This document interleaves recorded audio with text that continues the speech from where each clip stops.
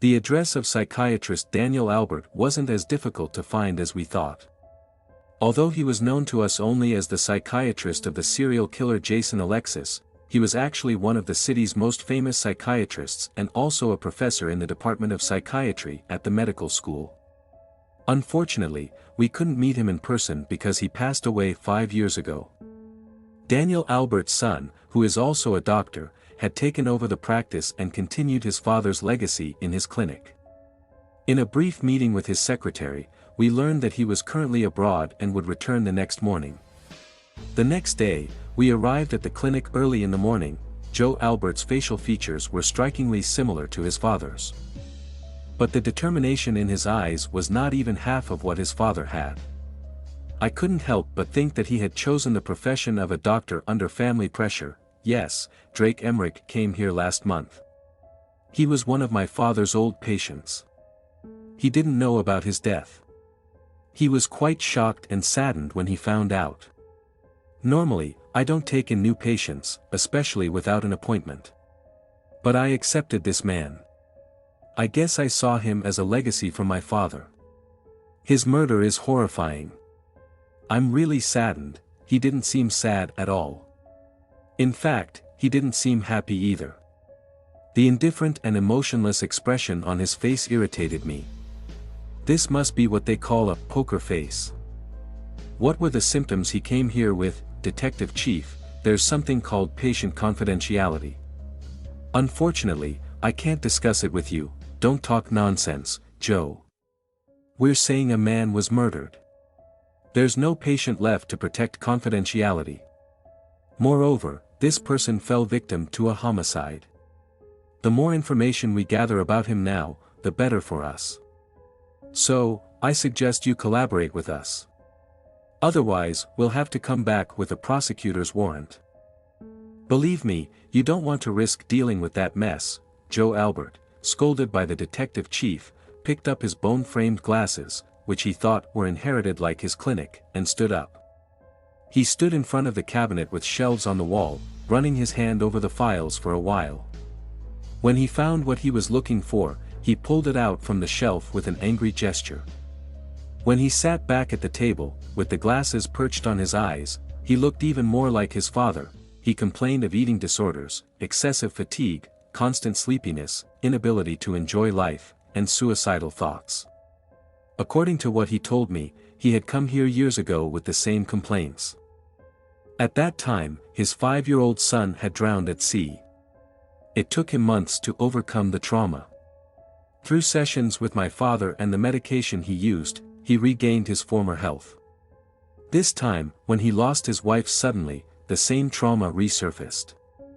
We had 4 sessions together, and we said goodbye with the intention of meeting again in the next session a week later.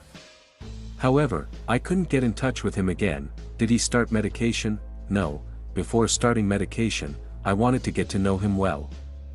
I intended to examine his current condition by comparing it with the situation from those years in my father's old files. Unfortunately, it wasn't meant to be. Unfortunately, could a person be so expressionless when saying that? Perhaps not expressing emotions was a professional habit. Maybe he had to remain impartial and emotionless while listening to his patients' problems. Those psychiatrists who sob uncontrollably with their patients in movies probably didn't exist in real life. While I was trying to analyze the personality of psychiatrist Joe Albert, my detective chief continued to ask his questions one after another.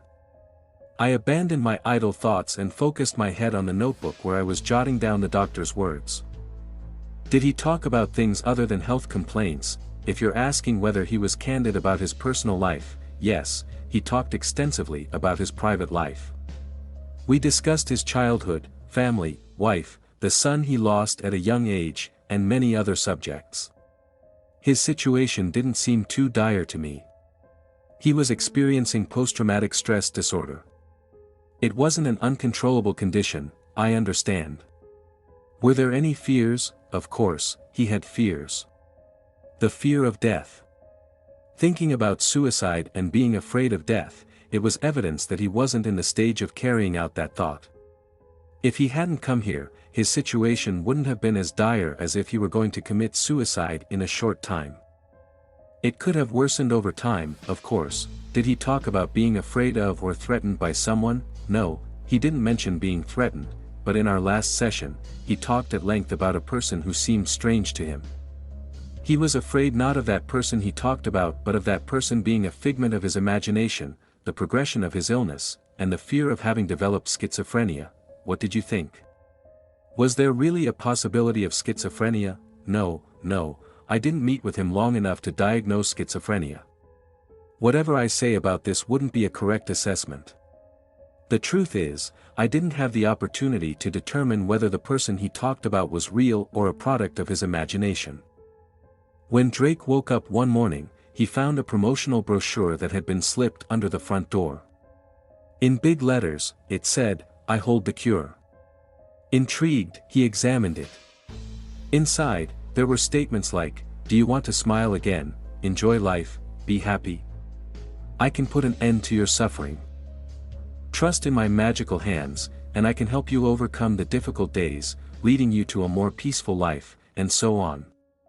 The brochure was filled with promises that the solution to his current troubles was within himself, and with the support he would receive, he could overcome tough times and achieve a more serene life. Just reading these promises lifted Drake's spirits. Without even considering the possibility of it being a scam, he called the phone number written below the brochure. He made an appointment to meet with a person named Kevin Healer the next day.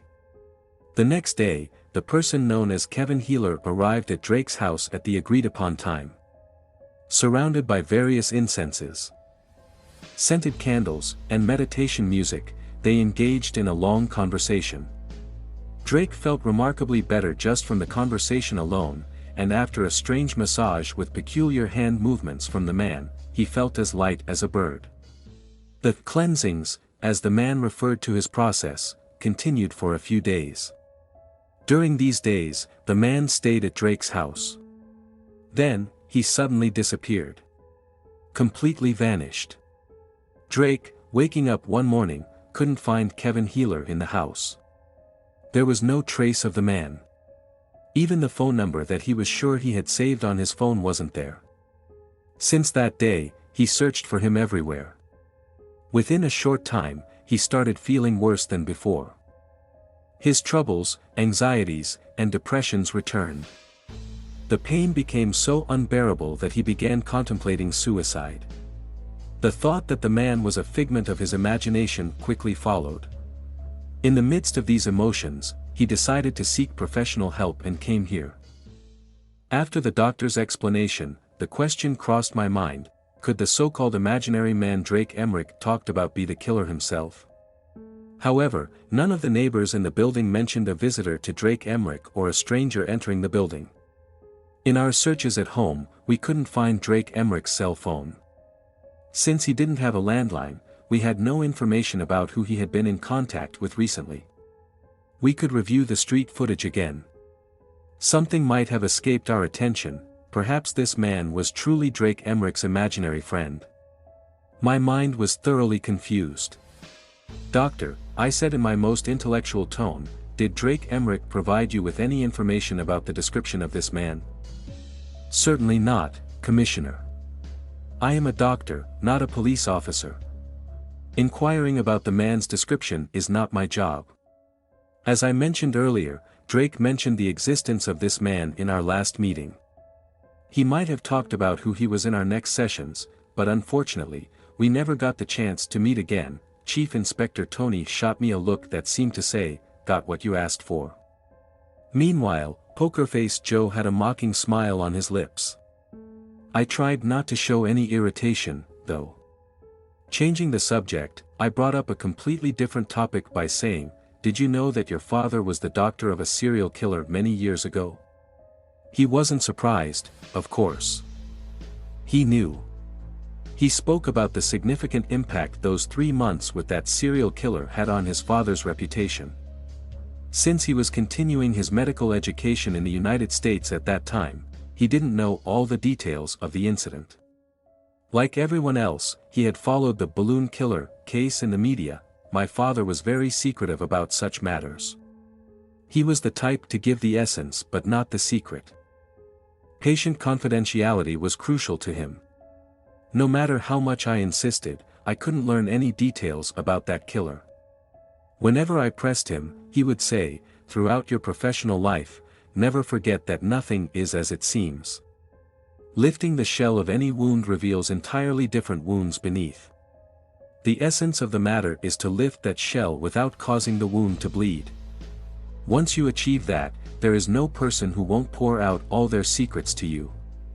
One day, overcome by curiosity, I had searched through my father's patient files. If one of my children did something like that now, I would be very angry. Youth, ignorance. For hours, I had rummaged through numerous files in search of that killer's file. Unfortunately, I couldn't find it. My father was a very clever man. He had understood that day that I had searched his room and what I was looking for. "Don't bother searching, you won't find it. That file is in safe hands," he had said. I never brought up that topic again. This time, my chief continued to dig into the file from 25 years ago. Who do you think the person he mentioned could be? I believe he had an assistant with him back then. Could those reliable hands be those of his assistant? He said. I don't give it any possibility, Poker-Faced Joe said, with a confident look. My father was also a faculty member at the medical school at that time. Occasionally, he would select some students as assistants. I have no idea who he chose as an assistant during that period. Most likely, my father was waiting outside while the killer was having a session with a patient. Besides, I don't think he would entrust a file he didn't even show me to a novice student. Who knows, maybe he gave it to one of his old friends. As I said, we never talked about this again. My chief scratched his head uneasily. There was neither the time, nor the funds, nor the personnel in the police department to search for Daniel Albert's old friends. Or students from 25 years ago, like searching for a needle in a haystack. In my opinion, we should narrow down the circle.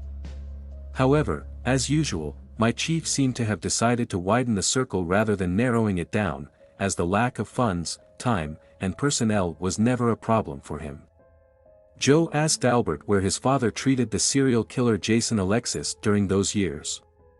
He must have hoped to find the trace of the student who was assisting Daniel Albert at that time in the clinic. It was unknown how much of Jason Alexis's life story that student knew. Could his testimony help us in the investigation? Or, even if he had seen, read, and kept the file, would that make him a suspect? Fortunately, there wouldn't be a need to delve too deep into this matter, as the clinic had closed about 10 years ago. While the doctor and my chief discussed the possibility of reaching the founders of the old clinic, something entirely different came to my mind. The latest victim, Taylor Thomas, had also undergone psychological therapy. We hadn't yet learned the name of his doctor, but since we were already at a psychiatrist's office, I needed to confirm if this doctor was the one we were looking for. Do you know Taylor Thomas, doctor? I asked. The doctor seemed annoyed that I interrupted their conversation. I thought he might start a sentence with, when two people are talking. A third person. At some point. Luckily, he didn't and responded to my question with another question. Why are you asking this? Could Taylor Thomas be one of your patients? You don't think I would tell you something like that, Commissioner? Why? Patient confidentiality. That doesn't apply to patients who fell victim to the murder I mentioned, Doctor. I don't understand. So, Taylor was murdered? You know him then? Yes, I do. He had therapy here about 5 or 6 months ago. I can't believe it, both of my patients have been murdered now, by the same killer. Indeed, by the same killer. What are you saying, Commissioner? If my chief hadn't intervened, the doctor and I could have bombarded each other with questions until morning. The man was so shocked this time that he couldn't hide his emotions behind his expressionless face. My chief stood up from his chair and pointed to the files on the elegant shelf on the back wall. Joe, I'm afraid you'll need to look through a few more names from these files. But first, I have a question for you. Where were you at the dates and times I'm going to tell you? We stormed into the glass door of the Homicide Bureau, and it was almost evening. Our entire day had been spent rummaging through files of both old and new patients at Dr. Joe Albert's clinic. Finally, we were able to pinpoint a commonality among the victims, connecting all 5 of them to this clinic where they had received treatment and therapy at some point in their lives. Except for the latest victim, Taylor Thomas, the others were patients of Daniel Albert. About 25 to 30 years ago, for various reasons, they had sought counseling from Daniel Albert. Naturally, the fact that all 5 murdered individuals had a connection to this place led us to focus all our suspicions on Professor Daniel Albert's only son, Dr. Joe Albert. The file containing all the secrets of the serial killer Jason Alexis from years ago might indeed be in his possession, as he claimed, and it could contain all the details of the Blue Balloon murders. He had enough information to effortlessly mimic the murders committed years ago. However, he claimed to have been abroad or in places where dozens of people could vouch for him during the estimated dates and times of the 5 murders. We would, of course, verify his alibis. For now, our only suspect was the man who vehemently declared his innocence, shaking the bars of the detention cell as if trying to break free. We didn't know how much longer we could keep him here. Rachel had spent the whole day trying to uncover where the man had been and what he had been doing for an entire month. Her investigations had not yielded results yet, and she was waiting for feedback from the contacts she had established. The man's girlfriend, Helga, was unreachable, as records showed she had not returned to Germany yet. Her testimony might be the key to freeing the man from this predicament he found himself in. Or perhaps the girl who understood the mess the man got himself into had chosen to run away and hide. Who knows, maybe they had even committed the murders together. As my mind swirled with a myriad of questions, I snapped back to reality with the voice of my chief. "Go home now," he said. However, I didn't want to go home. I wanted to put an end to this investigation that was wearing us all down. I feared that if we left it for tomorrow, we would find ourselves stuck in the same place. I opened the phone with irritation in the middle of the night, and the person on the other end hesitated to speak for a while. After a few hellos and a bunch of curses, Rachel's sweet voice reached my ear. If the ground had split open at that moment, I would have gladly disappeared into it. It was so unfair to her. She heard a lot of words from me that she didn't deserve. Although I thought I could mend her heart, when I recalled her recent attitude towards me, I concluded that this situation would not be easily rectified and decided to turn it into a joke. "What's up, Rachel? Did you call to say, I found the killer, in the middle of the night? What time is it, girl?" At that moment, I realized it was 3 in the morning, and there were still years before office hours. I wasn't proud of the curses I listed, but anyone calling me at this hour should be prepared for what they were about to hear, especially someone like Rachel, whom I had worked side by side with for years and who knew me very well. "I'm sorry, Commissioner Jonathan, I didn't mean to disturb you. There was something I thought was important. Anyway, we'll see each other at the police department. I'll tell you then." "What are you talking about, Rachel? I've only been asleep for 2 hours, I'm still groggy, and I don't understand a word you're saying." "I apologize, Commissioner, I wasn't aware of the time. I've been watching murder videos all night. A question bothered me, and it kept me awake, so I wanted to share it with you. You better go back to sleep. Maybe you'll get a few more hours." "I'm sorry again." She hung up the phone with a bang. It was impossible not to feel the resentment in her voice, even for a stubborn man like me. For a moment, I thought about calling her back, but I couldn't muster the courage. I closed my eyes, covering the other one that hadn't opened yet, and buried my head in the pillow. When I arrived at the Homicide Bureau in the morning, the Chief Commissioner was at his desk as usual, but Rachel was nowhere to be found. I became increasingly curious. What had she found this time? What could be so important that she would call me in the middle of the night? A few minutes later, Rachel appeared at the door of the Homicide Bureau, holding her famous laptop.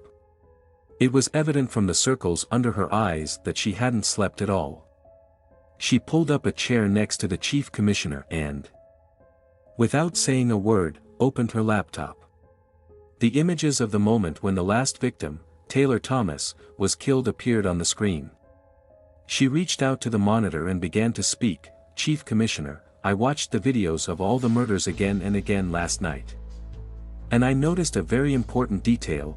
The Chief Commissioner, whose reluctance to watch those gruesome scenes again was evident in every way, focused his eyes on the screen pointed out by Rachel.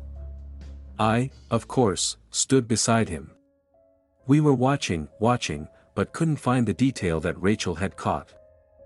Finally, the Chief Commissioner couldn't resist and asked, 'Will you tell us what we're looking for, Rachel?' Rachel responded to the Chief Commissioner's question with a question. Why isn't she scared? What? The victim, I mean, Chief Commissioner, why isn't she scared? Rachel's impression seemed a bit odd to me.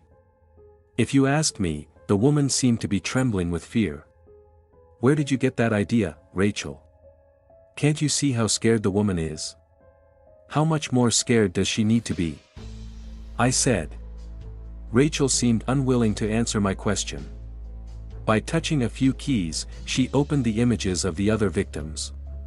Starting from the first victim, we re-watched all the recordings. Although watching these gruesome images on an empty stomach in the morning irritated my nerves, I didn't show it. Finally, it was time for the video of the last murder. Rachel quickly skipped the first few minutes of the video. When the killer pulled and took off the scarf around Taylor Thomas's neck, she returned the video speed to normal. Pay attention to this part, Chief Commissioner, she said, avoiding looking at me. She must be punishing me for the curses I uttered last night. Indeed, when Taylor Thomas's scarf was taken off, it was as if he was reproaching the killer. It was as if he was giving orders to the person in front of him. At that moment, I understood better that there was no trace of fear in his eyes. The videos of the 4 murders were recorded silently, just like the 5th. In the others, the lip reading had determined what the pleas were. When lip reading was applied to these images, the difference in this case would definitely be revealed. After all, Taylor Thomas might have been as scared as the others but had not shown his fear like them. Perhaps he had a stubborn personality. Maybe he didn't want to give an inch to the murderer who came to kill him. You may be right, Rachel. Meet with the lip-reading experts again today. Let them complete the file as quickly as possible. I met with one of the experts before coming here, Chief Commissioner. We will have the file in our hands by evening. The Chief Commissioner looked at Rachel proudly and gave her a hearty, well done.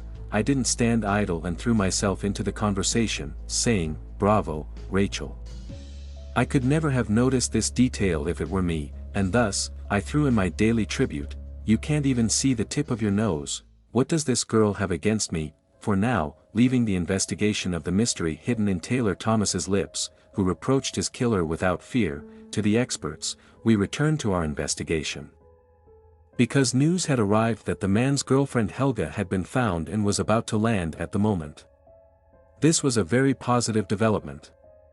At least within a few hours, the fate of the man would be known. Helga was 25 years old, blonde as blonde could be, a bombshell of a girl. If she weren't the man's girlfriend, she would be a woman to fall in love with. She could speak a little English, which made her even more charming. Her fear and concern were evident in her eyes. She explained in German to the interpreter next to her, who then turned to me and repeated the words in English. Not a killer, the man. He's a doctor. No. He's not a killer. We were always together with the man. He always filmed me. No, not a killer. Look. He always filmed me. We had a vacation every day. We filmed every day. She was still repeating the same words while putting her camera bag in my lap. I didn't understand what she was talking about. However, after the interpreter's explanation, I understood the essence of the matter. It turns out our naive lovers recorded almost every minute of their vacation. I felt relieved, to be honest. No, we don't know what kind of film we'll encounter. The whole homicide bureau could be embarrassed in the end. The situation was indeed as Helga was trying to explain. It was clear that our lovebirds had not only recorded the hours they slept. The device was filled to the brim with vacation memories. The recording dates and times in the bottom right corner of the screen proved the man's innocence. The man was present in almost all the footage. In a proud tone, he narrated the history of the places they visited to his girlfriend, in great detail. In night shots, they danced and enjoyed themselves until the early hours in various clubs and bars in Florida. I couldn't help but wonder if he would belly dance in the same way when he heard the news of his release. Luckily, we had come full circle again. Although removing the man's name from the list of suspects might be a good thing for him, it meant we couldn't move forward even a step. While Rachel and I were contemplating the progress, or rather the lack thereof, of the investigation in our corners, we snapped back to attention with the Chief Commissioner's new task distribution. Jonathan, you'll go to the university where Daniel Albert is a professor and try to get information about his students from 25 years ago. I understood the Chief Commissioner. He wanted to continue the investigation from somewhere, redirecting his attention to new suspects. However, I didn't find this idea appealing at all this time. It's not going to work. Chief Commissioner. If he knew about his students from 25 years ago, Fevzi Ertekin would know, and he passed away 5 years ago. Let's not waste time at the university, I said. Is there a better place where you can spend your valuable time, Jonathan? Yes, Chief Commissioner. I think first, we should prove the alibi of Daniel Albert's son, Pokerface Joe. What face? Forget it, Chief Commissioner. If Joe Albert is telling the truth, that's great, but what if he's lying? If we can prove something like that, everything falls into place. Just imagine. Who other than him could easily access Professor Daniel Albert's serial killer file? The Chief Commissioner seemed unaffected by my words. He promptly revealed his suspect, seemingly revolving in his mind, the student who worked as Professor Daniel Albert's assistant. He might be right, of course. He was also among the prime suspects. The only problem was that searching for and finding a student whom he had walked around with years ago, like finding a needle in a haystack, was not easy. The university's student records were probably available in their archives. But these records would not make my job easier, on the contrary, they would complicate it. I had to find a name from hundreds. I had to search for someone whose identity I didn't even know. Days, if not weeks, wouldn't be enough for this. Although this task seemed impossible to me, I accepted it without further objection. As I was getting up to go to the university, the Chief Commissioner instructed Rachel to expedite the confirmation of Joe Albert's alibi. Apparently, in the corner of his mind, just like mine, there was a possibility that Pokerface Joe could turn out to be the killer. If that happened, I would gladly put him in the cell vacated by this man. This thought somewhat pleased me. On the medical faculty campus, I waited for a while in front of the dean's office, which I found after asking around. After all, saying, "I need to find one of your students from 25 years ago from your archives," was not an easy task. When the time I gave myself to gather my thoughts was up, I burst into the room with the invitation sound that followed my knocking. In the dean's office, a man well past 50, with a kind of scruffy appearance, greeted me. I understood that I would mess things up when I saw the stern looks in his eyes. "Welcome, Commissioner, how can I help you?" While pointing to the chair in front of his desk, his eyes were on the door. It was as if he was saying, "Sit but don't linger." I didn't intend to stay longer anyway. I had learned from the clerk at the consultation that the dean was a busy person. I had to show my ID to get an appointment with this important figure. Without further delay, I got straight to the point. Briefly mentioning the connection between the recent murders and Professor Daniel Albert, I asked the crucial question, "Can I see the student list for 1995 to 1996? Without any objection, he said, "Certainly." I was quite surprised. He was calm, as if the student list were in the drawer, and he would say, "Wait, let me take it out in 2 minutes." I could see that his stern looks had softened somewhat, considering that our faculty provides education to almost 350 students within a year. In this case, you have 339 students whose identities you need to determine. I think he was making fun of me. I didn't let it bother me. Sometimes, pretending to be naive can make more progress. I don't understand, why 339? I asked, in my most innocent tone. Well, one is standing in front of you, that's why, he said. Then, the laughter he let out formed a contrast with his naturally furrowed eyebrows. Yes, I was a sophomore in those years. Professor Daniel was my favorite, like everyone else's. I even worked as his assistant for a while. We didn't lose touch after I graduated. We did some great work together. Wow, what was that just now? Wasn't this supposed to be difficult? Did I just bump into the professor's assistant by reaching out my hand? So, you were the student assisting Daniel Albert in the treatment of the serial killer Jason Alexis, I said confidently.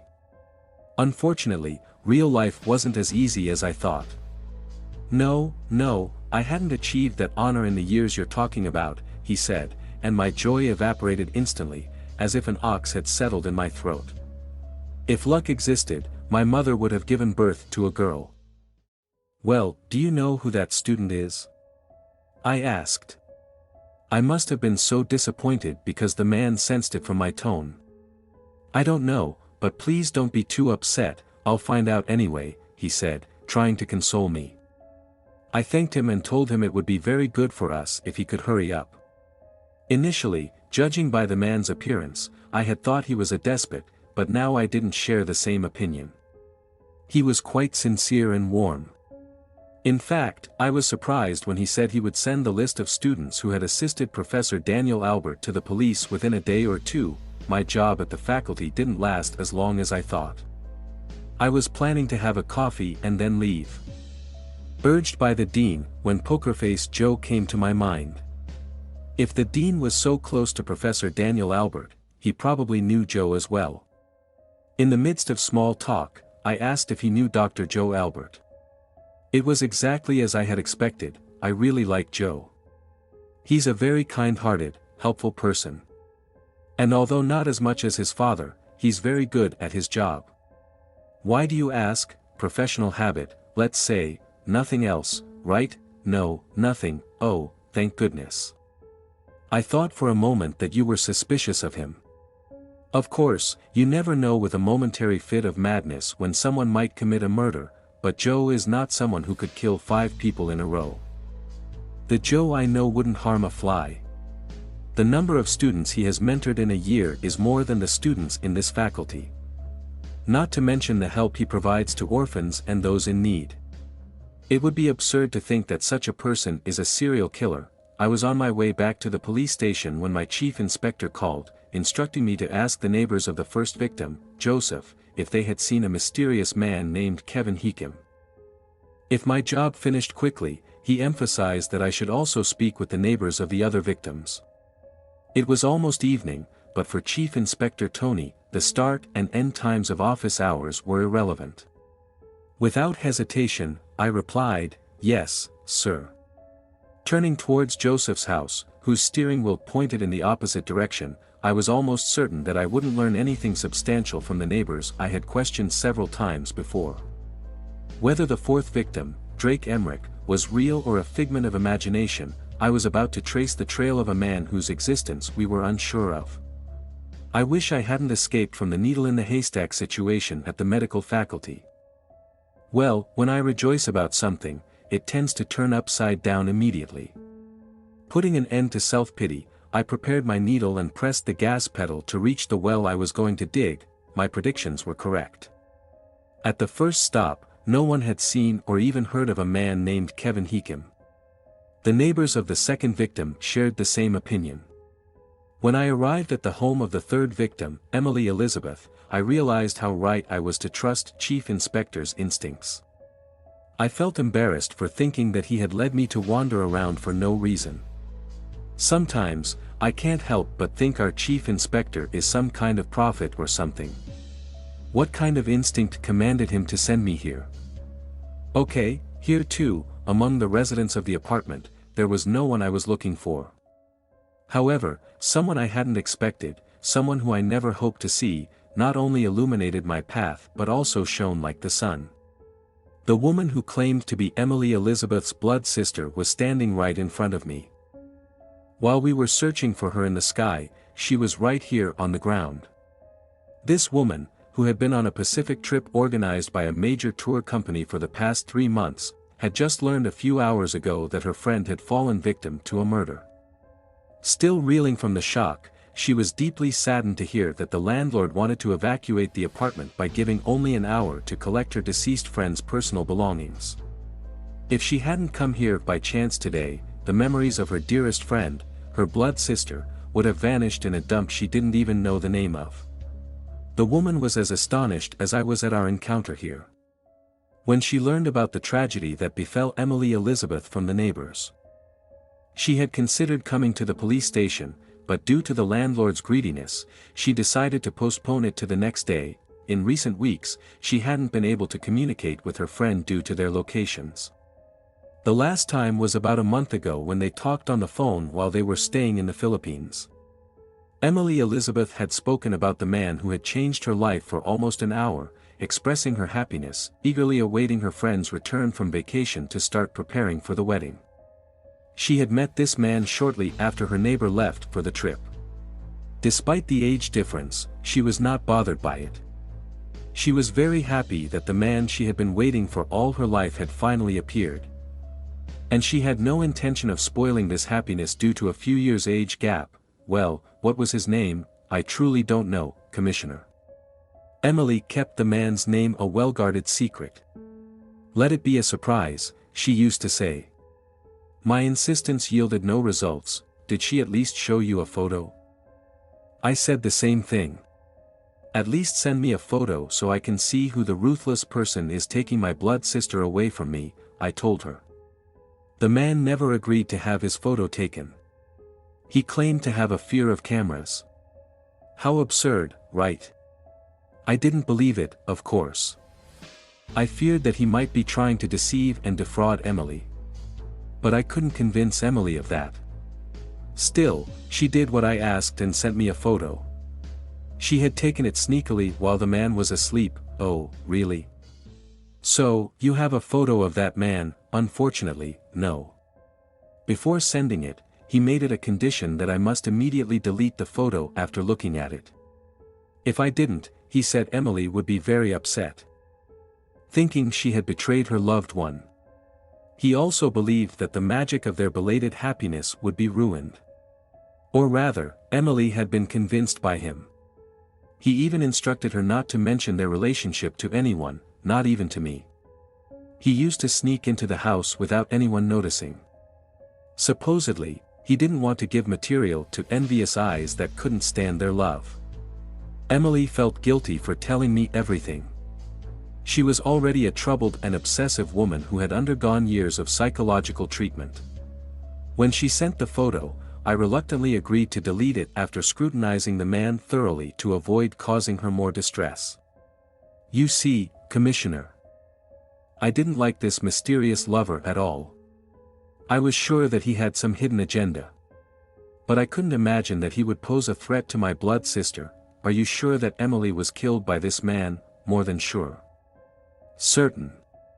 He claims to have fallen in love with a woman over 60, conducts this relationship secretly like high school lovers, instructs Emily not to tell anyone, doesn't even allow her to take a photo with a ridiculous excuse of a phobia of cameras, then immediately after, Emily gets murdered, and he doesn't even claim her body at the funeral. If he was so in love, where is he now? Shouldn't he be waiting in the corridors of the police station for the capture of the killer of his beloved? I don't need more evidence to be sure. Unfortunately, we needed more evidence to be sure.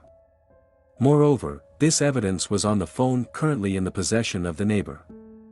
Fortunately, technology had advanced so much that recovering deleted photos from phones was now child's play.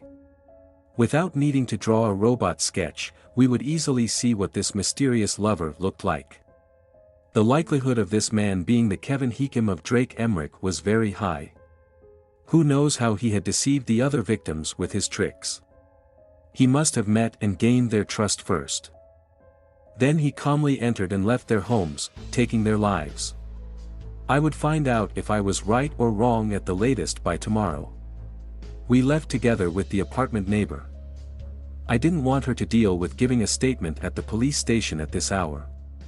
I instructed her to come back the next day and took her cell phone to hand it over to the cybercrime unit for recovery.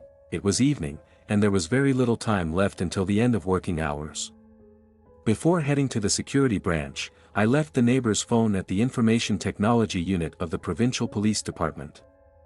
I also received a promise that I would have the photo of the mysterious lover taken while asleep by tomorrow at the latest. I was in good spirits. Anticipating that my supervisor would be proud of me when I explained the information I gathered today, I became even more pleased. Within a few days, we would be able to find out who Professor Daniel Albert's assistant and the mysterious lover disguised as Kevin Heekin were. Fueled by this excitement, I briskly climbed the stairs to the third floor of the security branch. When I arrived, I found Rachel and my supervisor examining the file sent by lip-reading experts. "Well?" I asked. "What did Taylor Thomas say?" Almost all his sentences start with "idiot" and end with "stupid thing, Commissioner." Instead of being afraid, he is threatening to tear someone apart at some point. There's a part where he mentions pulling and buying the scarf. He says, "You must have learned by now that you can't afford the price of that scarf even if you sell yourself." The video is cut there and starts again from where the insulin is injected. What does that phrase mean? I mean, does the killer know someone? If he says, "You can't afford it even if you sell yourself," maybe he is one of the employees. Unfortunately, the employees have proven where they were, Commissioner. Maybe he is one of his friends, I don't know. It might be useful to investigate his circle of friends. Her husband can't be the killer. I spoke with Movenpick Hotel, and according to guest records, Michael was at the hotel when the murder was committed. He came here today in your absence. His wife's funeral is scheduled. The man's eyes were bloodshot from crying. I felt really sorry for him.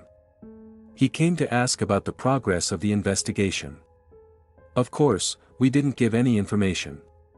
He said that every day his wife's killer is not found, his pain multiplies. If you had seen him.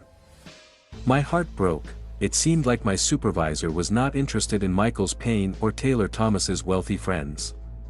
"What did you do?" he asked, interrupting Rachel. "You said things were going well at the medical school over the phone, but you didn't mention any details. And what about the neighbors? Did you get the information we asked for from them?" "I came with fantastic developments, Commissioner. A voice inside me says that we will catch the killer in less than 3 days.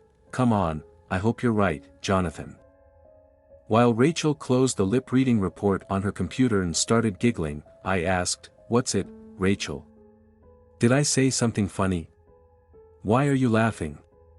I regretted saying it instantly. I got an instant response, "You can't trust the voice inside you too much, but let's hope for the best, Jonathan, Commissioner. If I knew what I was being punished for." "All right," I said, pretending not to care about the stone Rachel metaphorically threw at me.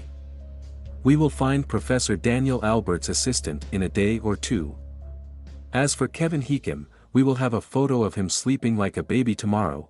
After summarizing what happened during the day in one breath, I asked, "What about you? Did you finish verifying Joe Albert's alibi?" Rachel put an end to my question with a single sentence. "Joe Albert is not the killer, Commissioner." With this brief explanation, as Pokerface Joe was being cleared, Chief Inspector Tony had clasped his hands on his chest, listening without uttering a word. It was evident that he agreed with Rachel. "So, his alibi is solid, seems like it, is it or isn't it?" "What does 'seems like' mean?" "We confirmed that he was at the places he mentioned on the days the first 4 victims were killed." "What about the latest murder?" "He claimed he was at a conference at the Hilton Hotel that evening." "We haven't obtained the guest records and security camera footage for that day yet. We'll have to examine the cameras along the route from his house to the hotel. Today, this won't be finished, only by tomorrow, you're saying, Joe Albert is not the killer, Rachel, without proving where he was in the last murder. Don't you think you're deciding a bit too quickly? I can't believe you're saying that, Jonathan. So, what, did someone else commit the first 4 murders instead of him? In my opinion, when the 5th murder occurred, whether he was where he said he was or not no longer matters. We're talking about serial killings here. In serial killings, the killer is usually the same person. I repeat. The same person. And it's crystal clear that person is not Joe Albert. The day had finally come when we would learn what was or wasn't in place.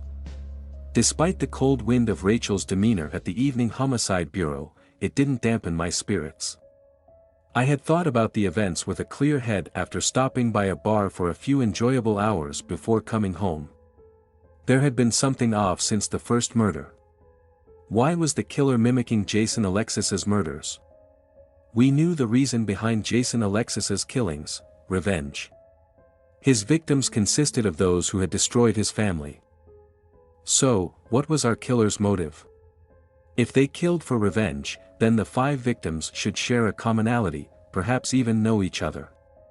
I didn't think the victims, who had only the shared experience of undergoing therapy at the same clinic, knew each other.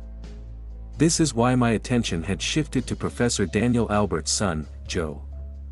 The idea that he could be the killer lingered in my mind. I couldn't believe he had never seen Jason's file, as he claimed. Despite proving his whereabouts, I couldn't exonerate him. He was a man with a wide circle of influence. Fitting into a role, pretending to be somewhere he wasn't, wouldn't be difficult for him. Then there was Drake Emmerich, posing as Kevin Heekin. Mysterious lover to Emily Elizabeth, and who knows what other disguises for others. The possibility of him being our killer was also significant.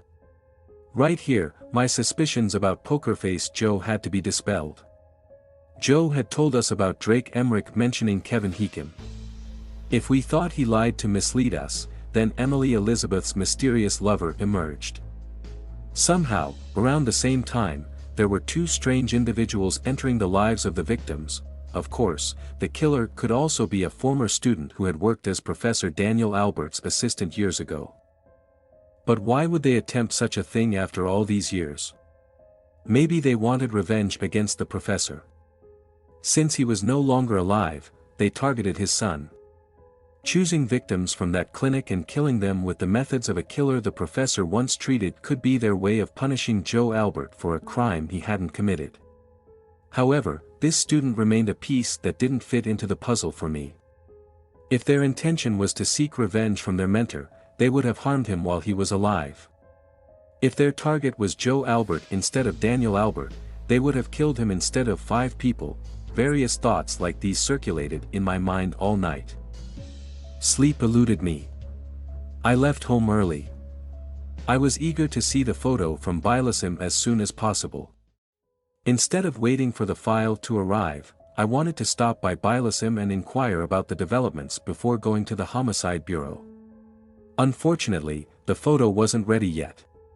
It seemed that erasing half of the 19,864 photos on the neighbor's phone would complicate our job. Finding the sleeping lover among all those deleted files would take a few more hours. There was still some time to find out if the mysterious lover was the killer, but evidence proving that Poker Face Joe was not the killer was ready. His image captured at a gas station when he went to refuel on his way to the hotel, along with the hotel's security camera footage, was ready. According to the officer in the Bilasim unit, the man had been in the hotel all night. I picked up the file and CDs and headed to the Criminal Investigations Department. I was delighted to have arrived early, only to be surprised to find my chief inspector and Rachel having breakfast at their desks. I had promised my chief inspector that I would be here before him for the umpteenth time, but once again, I had failed. I slumped down next to them, saying, "Next time, I promise," because this feast was too good to miss. After our short breakfast enjoyment, I handed the CD containing the images clearing Poker Face to Rachel and said, "Can you open this?" "You'll never give up, will you?" she retorted, rolling her eyes. Nevertheless, She did what I asked, and she opened the security camera footage from the gas station. She adjusted it to the minute specified in the report, and there appeared Joe, with his clueless, goofy face on the screen. He had a bottle of water in his hand, standing at the cashier, waiting for a customer in front of him to finish. Feeling relieved now? Are you finally convinced that Joe Albert is not the killer? Rachel taunted. I couldn't tolerate her meaningless jabs so early in the morning. I wasn't even paying attention to her. My focus was on the man paying in front of Joe Albert. The man had lowered his head, as if trying to hide his face from the camera. He was well dressed, and I was sure his suit wasn't a cheap brand. What's wrong, Chief? Cat got your tongue? Did facing the truth hurt? Rachel said, giggling. I'll find out who this guy is. I said, actually talking to myself. Rachel, sounding confident as if she had accomplished the world's most important task by proving Joe Albert's innocence, said, you can't even see his face. How will you recognize him? I couldn't see his face, perhaps, but there was definitely something familiar about the man. His demeanor, his attitude, his movements. I don't know, maybe it was his clothing. But what was it that drew me to him like a moth to a flame? Then, thanks to the unmistakable presence of Joe in the hotel footage we watched next, we had the honor of removing another suspect from our list. My chief inspector and Rachel had already removed him from the list the day before. I think they had nothing better to do, so they sat down and looked at the footage with me. Just as I was about to retort to Rachel, don't worry, Chief, there's still plenty of time before the 3 days are up. You'll find the killer by then, my phone rang. It was the dean of the medical faculty. He said he had found the names of all the students who had worked as assistants to Professor Daniel Albert in the years 1995 to 1996 and could send the list to the email address I provided. I managed to hold back from saying, oh, thank goodness. I quickly gave him an address, eagerly awaiting the arrival of the list. I could see the same impatience in my chief inspector's eyes. Rachel seemed a bit disappointed that she had missed the opportunity to taunt me with this new development. After what felt like hours but was only a few minutes of waiting in front of the computer, the email finally arrived. It was a long list. It seemed like there wasn't a student who hadn't worked as an assistant to the professor in a year. 3 pairs of eyes were busy scanning the names on the screen.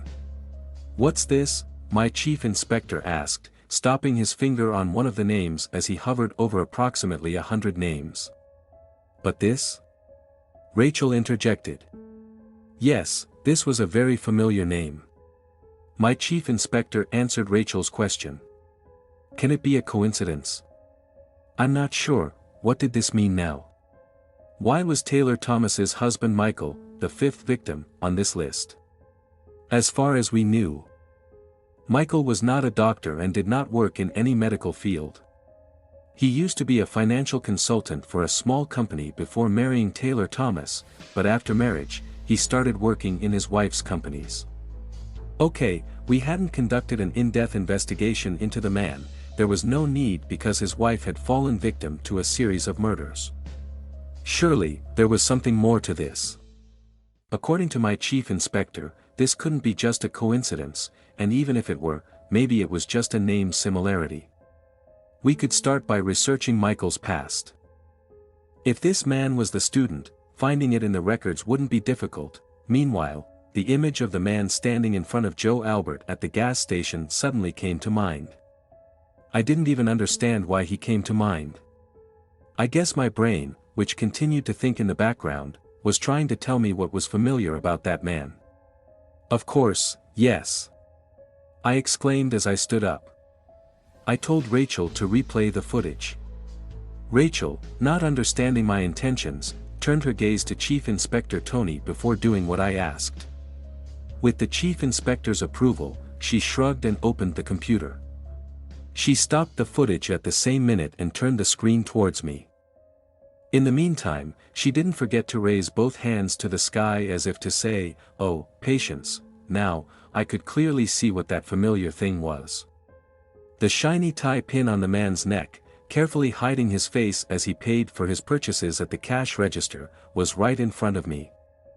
Thanks to the high-quality video, it was impossible not to see that the object placed on the pin was a Harley-Davidson motorcycle. Wasn't this man supposed to be at the Mövenpick Hotel on this date and at this time? I said, I don't understand anything, Jonathan. What do you mean? How did you conclude that an unseen man is Michael? Rachel had no idea about the tie pin.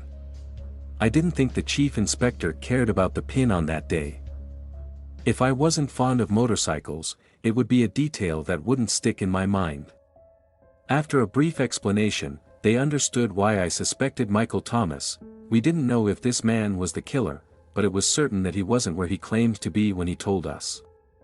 If the name on the professor's assistant list also belonged to him, there was no way to escape from us. The sock had started to unravel once.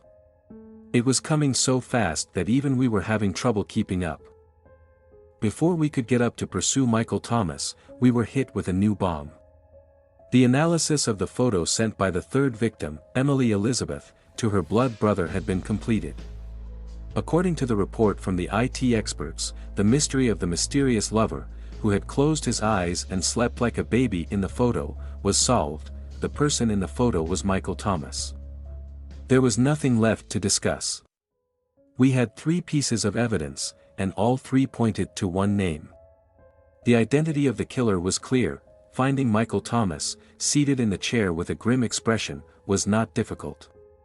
He had promptly taken control of the wealth left by his wife, gathered the top executives of the company, and was busy conducting a board meeting.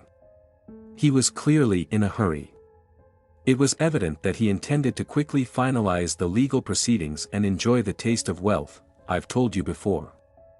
When my assistants were sent home and the phones went unanswered, I suspected my wife was cheating on me.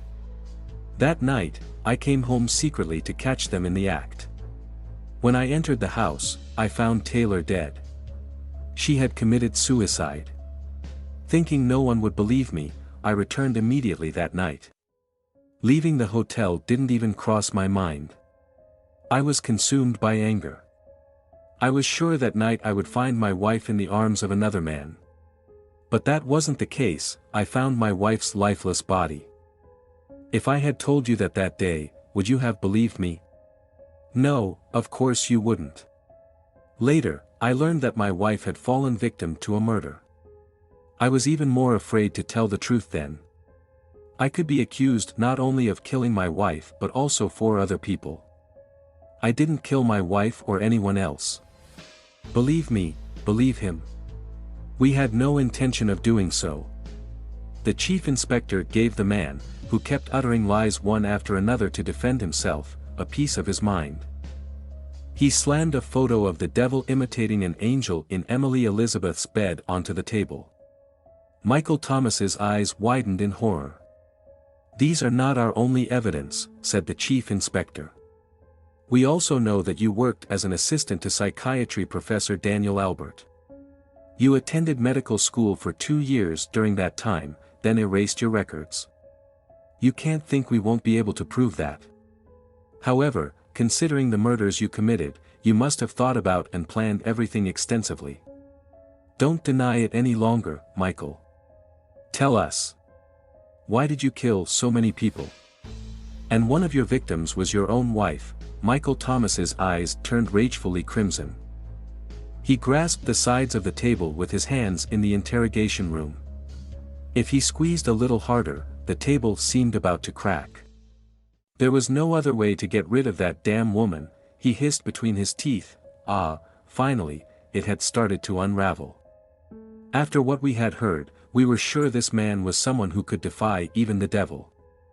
I heard that even Chief Inspector Tony, who had witnessed all sorts of crimes in his career, said at one point, enough. This is beyond belief. Since the day we got married, he never stopped treating me like a lapdog. Come, Michael, go, Michael will handle it, Michael will do it. He had me wrapped around his finger. In his eyes, I was just an accessory he paraded around to flaunt in his fancy circles. I never loved him since the day we got married. I married him for his money and the opportunities he could offer me. Everyone was appalled at the idea of someone as respected in society as him marrying someone like me, someone penniless. They were eagerly awaiting the day we would separate. Those who hadn't noticed Taylor's affair with a man for over a year couldn't stand the fact that we had been married for 10 years. They couldn't stand us, and I couldn't stand Taylor anymore. Whenever I had the chance, I tried to be with other women, making sure not to get caught by anyone. The last time, I was caught by one of Taylor's dim-witted friends, and Taylor found out about my betrayal. She went berserk. Maybe she couldn't believe she'd been cheated on by such a goddess. I'm sure that's why her psychology deteriorated. I planted the idea of her seeing a doctor in her mind, but I never thought she would choose the son of my former professor as her doctor. But it worked perfectly for me. Taylor wanted a divorce, and seeing a doctor didn't change her mind. I couldn't afford that. First, the idea of killing her by making it look like suicide crossed my mind, given her existing psychological problems. But there were so many people in this society who didn't like me that no one would believe a scandalous woman like Taylor committed suicide, let alone make a fuss about it. The police would investigate it thoroughly. I had to find another way. I thought of that serial killer the professor had treated. By imitating the Blue Balloon murders, I could commit new serial murders. Having my wife among the victims meant diverting all suspicion away from me. Choosing the people to kill wasn't difficult. Patients treated by the professor during my assistantship. The files of those patients were still in the basement of my old house. During my assistantship, I made copies of the files, thinking they might come in handy in my future career. I even had the file of Jason Alexis, whom the professor kept secret, in my collection. But becoming a doctor was not in the cards. I targeted 4 people from the files and somehow entered their lives, gaining their trust. The rest was easy. I could have killed them with a gun, but they were all in such miserable conditions. So unhappy that the idea of committing suicide murders seemed more amusing to me. Finally, it was Taylor's turn. I suggested to her to send the employees home. I told her not to mention it to anyone, prepare an elaborate dinner, and wait for me, saying I had a fantastic surprise for her. She loved surprises. After the cheating incident, she indulged in making surprises for me like a new lover. She didn't object to my suggestion at all. She must have been happy thinking that she had me running after her like a dog. Disgusting creature.